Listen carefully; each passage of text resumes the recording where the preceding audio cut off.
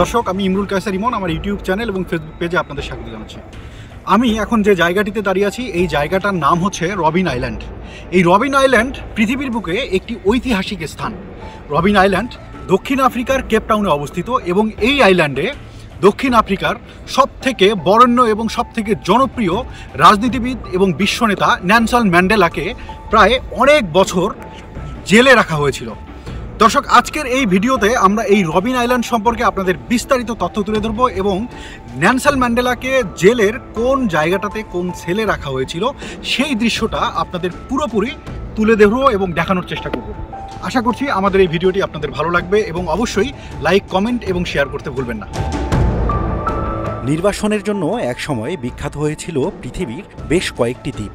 এসব দ্বীপে স্থান হয়েছিল আফ্রিকার অবিসংবাদিত নেতা নেলসন ম্যান্ডেলা, ফরাসি সমরনায়ক নেপোলিয়ন বোনাপার্ট সহ বিখ্যাত সব মানুষের। নানা কারণে এসব দ্বীপ আজও আলোচিত এবং সমালোচিত। ইতিহাসে স্থান করে নেয়া তেমনই এক দ্বীপের নাম রবিন আইল্যান্ড।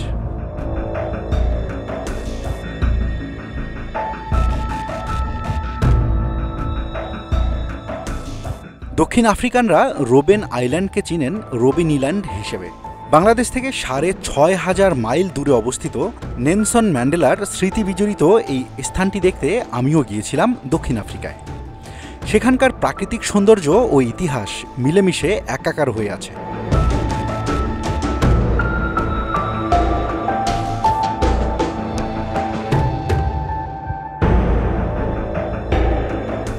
বন্ধুরা, এই ভিডিওতে রবিন দ্বীপের ঐতিহাসিক, রাজনৈতিক ও প্রকৃতিগত পরিবেশ কিভাবে যাবেন, কত টাকা খরচ হতে পারে, কখন সেখানে যেতে হয়, সময় কেমন লাগে এবং কি কি আনুষ্ঠানিকতা পালন করতে হয় সে বিষয়ে বিস্তারিত তুলে ধরব।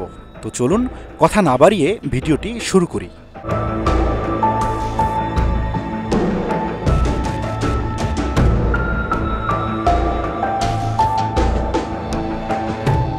কোনো এক শুক্রবার সকাল ৮টায় কেপটাউন শহরের সি পয়েন্ট এলাকা থেকে চলে আসি V&A ওয়াটারফ্রন্টে। মূলত এখান থেকেই রবিন আইল্যান্ডের উদ্দেশ্যে যাত্রা শুরু হবে। আমাদের একটু দেরি হয়ে গেছে, তাই দ্রুত টিকিট কাউন্টারের কাছে যাওয়ার চেষ্টা করছি।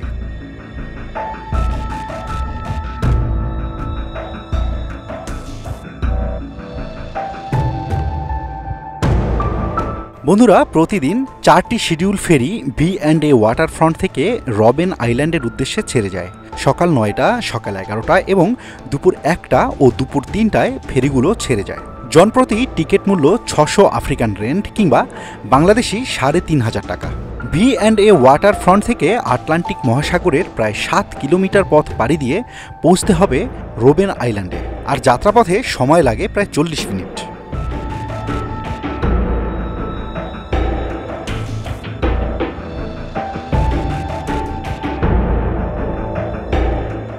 দ্রুত টিকিট কাউন্টার খুঁজতে গিয়ে আমরা ভুলে গেছি আসলে টিকিট কাউন্টারটি কোন দিকে, তাই আবারও উল্টো পথ ধরেই তথ্য কেন্দ্রের দিকে হেঁটে যাচ্ছি। যেতে যেতে আপনাদের V&A ওয়াটারফ্রন্টের কিছু দৃশ্য দেখিয়ে দিই। যদিও সকালবেলা এখানকার দৃশ্যটা একেবারেই আলাদা থাকে, তবে বেলা বাড়ার সাথে সাথে এখানকার দৃশ্যপটটাও চেঞ্জ হয়ে যায়। এখান থেকে টেবিল মাউন্টেন খুব সুন্দরভাবে উপভোগ করতে পারবেন। এখানে ঘুরতে আসা পর্যটকরা এই ফ্রেমটিতে দাঁড়িয়েই ছবি তুলেন। বন্ধুরা, টেবিল মাউন্টেন নিয়ে আমাদের ইউটিউব চ্যানেল এবং ফেসবুক পেজে একটি পূর্ণাঙ্গ ভিডিও দেওয়া রয়েছে, আপনি চাইলে ভিডিওটি দেখতে পারেন। এই ভিডিওর ডিসক্রিপশন বক্সে লিঙ্কটি দিয়ে রাখলাম।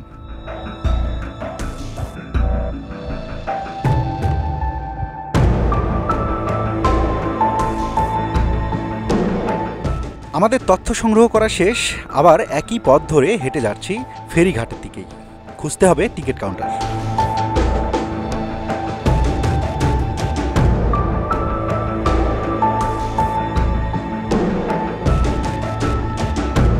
এটি সেই কাউন্টার। ভেতরে প্রবেশ করার পর জানতে পারলাম টিকিট বিক্রি শেষ হয়ে গেছে। জাহাজটি ছেড়ে যাওয়ার জন্য সব ধরনের প্রস্তুতি গ্রহণ করেছে। কন্ট্রোল রুমের সঙ্গে যোগাযোগ করে আমাদের দ্রুত টিকিট প্রদান করে যাওয়ার সুব্যবস্থা করে দিলেন কর্তৃপক্ষ, অর্থাৎ আমরা দুজনই শেষ যাত্রী।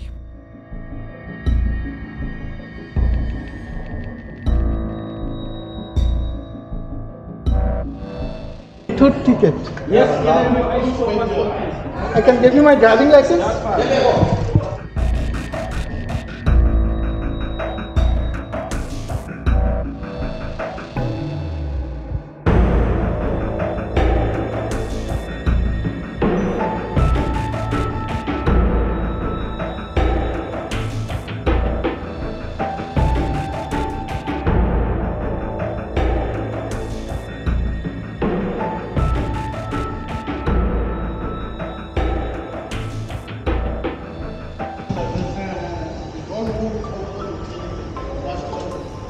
Thank you. You can go downstairs. Thank you.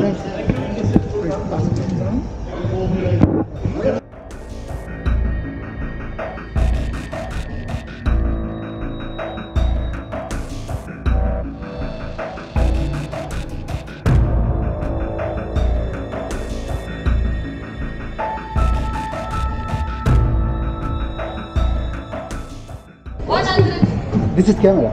Oh, is that camera? Yeah. So including May I go now? Okay, you can go. Thank you. LCP. Yeah. Including this 300. Yeah. মজার ব্যাপার হলো আমার ক্যামেরা দেখে দর্শনার্থী থেকে শুরু করে সেখানকার কর্মকর্তারাও নানা ধরনের প্রশ্ন করছিলেন। অবশেষে আমাদের তারা যেতে দিয়েছেন।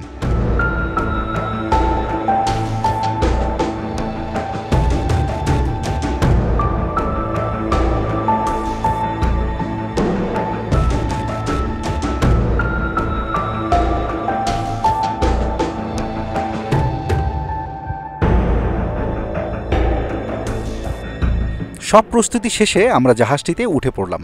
এবার পাড়ি জমাবো আটলান্টিক মহাসাগরের 7 কিলোমিটার গভীরে রোবেন আইল্যান্ডে। ফেরিতে ওঠার সাথে সাথে ট্যুর গাইড আমাদের ফেরিতে চলাচলের নিয়মকানুন শিখিয়ে দিলেন। ফেরি যদি পানিতে ডুবে যায় তাহলে যাত্রী হিসেবে আপনার করণীয় কী হবে সেটিও তিনি আমাদের সকলকেই শিখিয়ে দিচ্ছেন।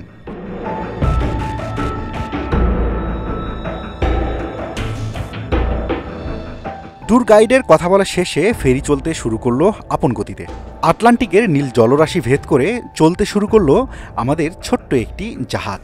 ফেরি ছাড়ার কিছু সময় পরেই পিছনে তাকিয়ে দেখি টেবিল মাউন্টেনের অপরূপ দৃশ্য।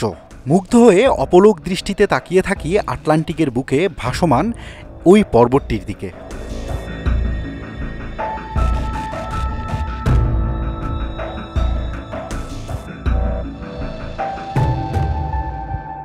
জাহাজ থেকে দেখলে মনে হয় যেন পানিতে ভাসছে দ্বীপটি।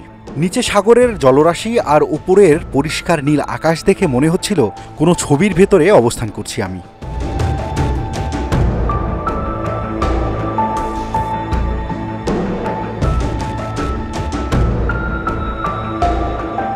বড় বড় অট্টালিকার সমান আটলান্টিক মহাসাগরের ঢেউ আছড়ে পড়ছে আমাদের এই ছোট্ট জাহাজটিতে। একবার ভয়ে বুকটা কেঁপে ওঠে, আবার মহাসাগরের বুকে চলার যে অ্যাডভেঞ্চার সেটি মনকে আনন্দে ভরে দেয়। এ যেন অদ্ভুত এক অভিজ্ঞতা।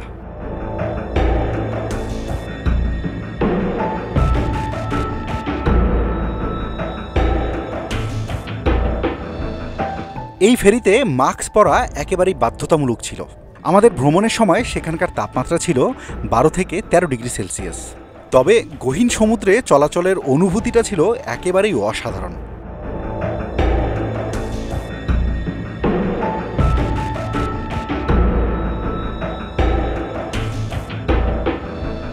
স্বাভাবিক আবহাওয়া থাকায় আমাদের অনুকূল পরিবেশে কোনো ধরনের বাধা ছাড়াই সহজেই আমরা রবিন আইল্যান্ডে পৌঁছে যাই। সেখানে পৌঁছতে আমাদের সময় লেগেছে মাত্র 40 মিনিট, যেটিতে জাহাজ থামলে আমরা একে একে সকলেই নামতে শুরু করি।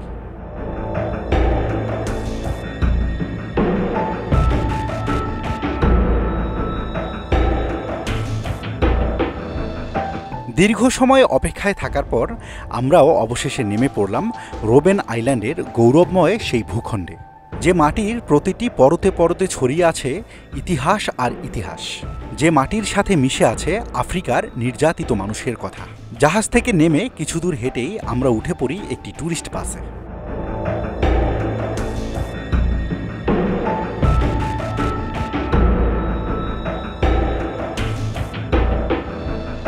বন্ধুরা, 1997 সাল থেকে দক্ষিণ আফ্রিকার সরকার রোবেন আইল্যান্ডকে বন্দিশালা থেকে দেশের অন্যতম জাতীয় জাদুঘর হিসেবে ঘোষণা দেয়।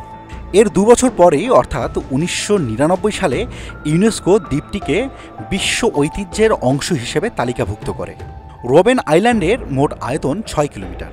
প্রথমে পুরো এলাকাটি ঘুরে দেখানোর জন্য পর্যটকদের একটি বাসে ওঠানো হয়। তাদের নিজস্ব গাইড প্রতিটি স্পটে পর্যটকদের বিবরণ দেন এবং ঘুরিয়ে নিয়ে দেখান।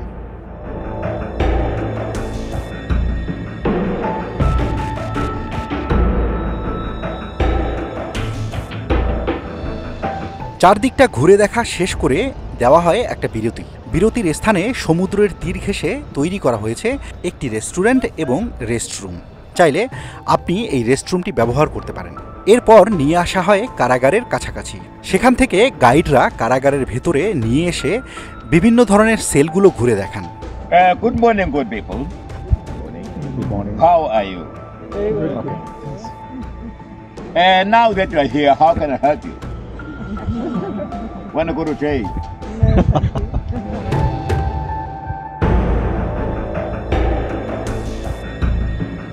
বন্ধুরা, এক সময় এই কারাগারে যারা বন্দী হিসেবে ছিলেন তারাই এখন এখানে গাইড হিসেবে কাজ করেন। বন্ধুরা, আমার সৌভাগ্য হয়েছে একজন ব্যক্তির সঙ্গে সাক্ষাৎ করার, যিনি 7 বছর নেলসন ম্যান্ডেলার সঙ্গে বন্দী হিসেবে কাটিয়েছিলেন।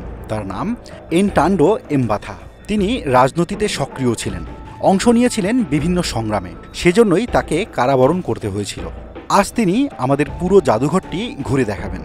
Remember, the photo was taken in 1991, April 27. There came a time here in this country that those who were fighting apartheid and those who were defending apartheid realized they need to sit down and try to resolve the impasse. For that to happen, there were conditions. The fact was that all organizations were supposed to be unbanned. And then those who were in exile were supposed to be allowed to come back home.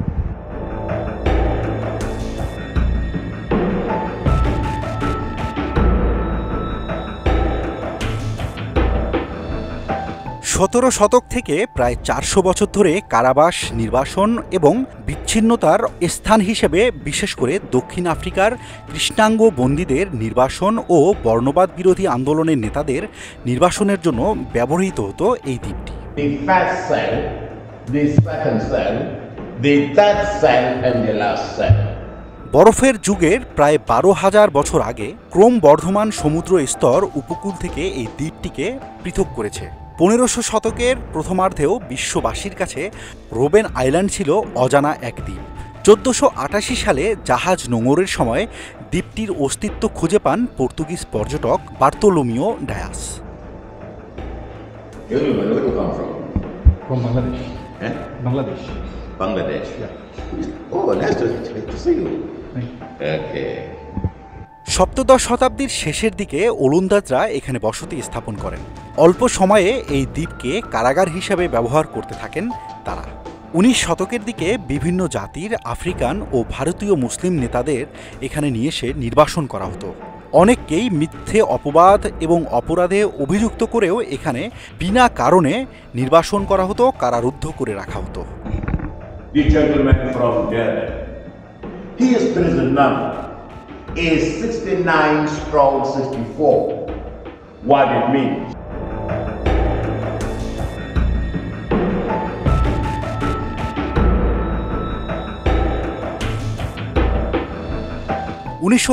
সালের শুরুতে কৃষ্ণাঙ্গ ভারতীয় ও মিশ্র জাতির বেশিরভাগ বন্দীকে পাঠানো হতো এই দ্বীপটিতেই। তাদের মধ্যে ছিলেন দক্ষিণ আফ্রিকার অবিসংবাদিত নেতা ও পরবর্তীতে দেশটির president Nelson Mandela. We are now in B section. The single cell section, 1 person per cell. That's where our leaders were confined. This is the photo of this place, B section courtyard. Here prisoners were crushing stones during that period of hard labor. This place was known as the place of work. They built this concrete tennis court in 1973. This is Mr. Nelson Mandela and his great mentor, great confidant, Walter Sisulu. They are both late now. The photo was taken in 1966. From the Black Hole downwards used to be the garden of Mr. Nelson Mandela. Meta place and the brownish part, which was used as a toilet room. Remember, inside the cell, there are no toilet facilities. Let's go there.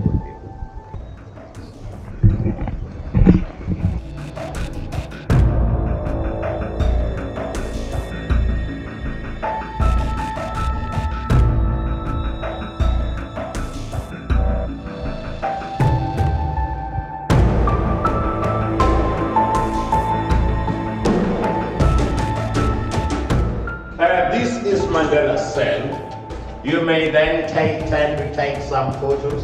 Yeah. You gave us a chance and take your time. ম্যান্ডেলার ২৭ বছর কারাভোগের ১৮ বছরই কেটেছে এই দ্বীপটিতে। ১৯৬৪ সালের জুনে নাশকতার পরিকল্পনার অভিযোগ এনে তাকে এই দ্বীপে পাঠানো হয়। সেখানে ৮ বাই ৭ ফুটের একটি কক্ষে রাখা হয় তাকে, আর এই কক্ষেই তার কেটে যায় ১৮ বছর। টয়লেটের কোনো ব্যবস্থা নেই এবং তার যে ঘুমানোর যে জায়গাটি ছিল সেটিও খুবই জরাজীর্ণ।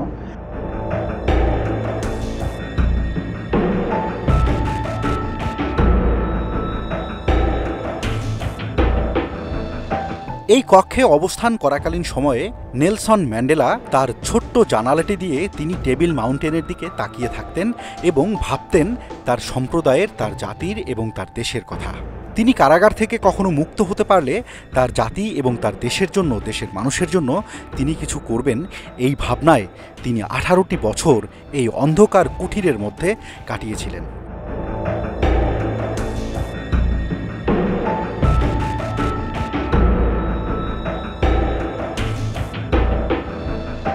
নেলসন ম্যান্ডেলাকে এই কক্ষটিতেই রাখা হয়েছিল, তবে সব থেকে দুঃখজনক ব্যাপার হলো সে সময় যারা তাকে এখানে বন্দি করে রেখেছিলেন শুধুমাত্র একটি মাদুর এবং মলমূত্র ত্যাগ করার জন্য যে লাল বালতিটি দেখছেন এটিই ছিল তার একমাত্র সঙ্গী।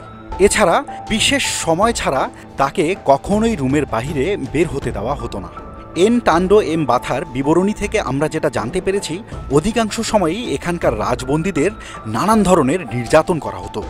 শুধু তাই নয়, সিঁড়িতে ফেলে তাদের উপরতলা থেকে নিচতলা পর্যন্ত টেনে নামানো হতো এবং তাদের গরম পানি, ঠান্ডা পানি দিয়ে বিভিন্ন ধরনের নির্যাতন করা হতো। কোনো কোনো সময় তাদের খাবার না দিয়েও উদ্ভুক্ত অবস্থায় রাখা হতো।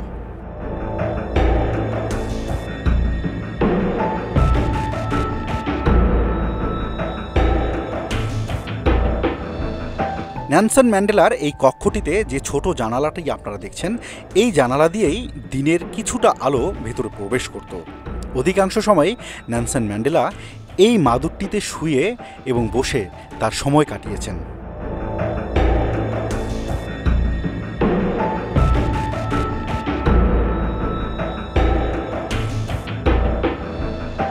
দক্ষিণ আফ্রিকার বর্ণবাদ বিরোধী ও মুক্তির সংগ্রামের অনেক নেতাকে বিভিন্ন সময় এই দ্বীপে বন্দী করে রাখা হয়েছিল। তাদের মধ্যে উল্লেখযোগ্য হল কগালেমা মোটলান্থে ও জ্যাকব জুমা। এ সময় তারা নানা শারীরিক ও মানসিক অত্যাচার সহ্য করেছেন। তারা দুজনই পরবর্তীতে দক্ষিণ আফ্রিকার প্রেসিডেন্ট হিসেবে নির্বাচিত হয়েছিলেন।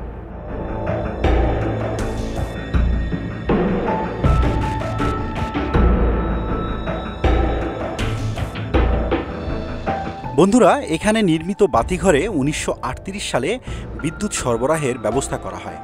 বাতিঘরে ঘূর্ণন বাতির পরিবর্তে লাগানো হয় একটি ঝলকানি বাতি, যা প্রতি 7 সেকেন্ড অন্তর 5 সেকেন্ড সময়ের জন্য জ্বলে ওঠে। এর আলোক ঝলকানি দেখা যায় 28 মাইল দূর থেকেও, যা জাহাজগুলোর নেভিগেশনের সহায়ক হিসেবে কাজ করে।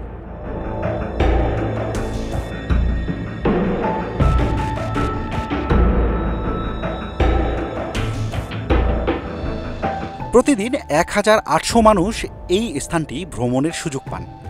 যাতায়াত ও ভ্রমণে সব মিলিয়ে আনুমানিক 4 থেকে 5 ঘন্টা সময় ব্যয় করলেই খুব সুন্দরভাবে ঘুরে আসা যায় নেলসন ম্যান্ডেলার স্মৃতিবিজড়িত এই রবিন আইল্যান্ডটি।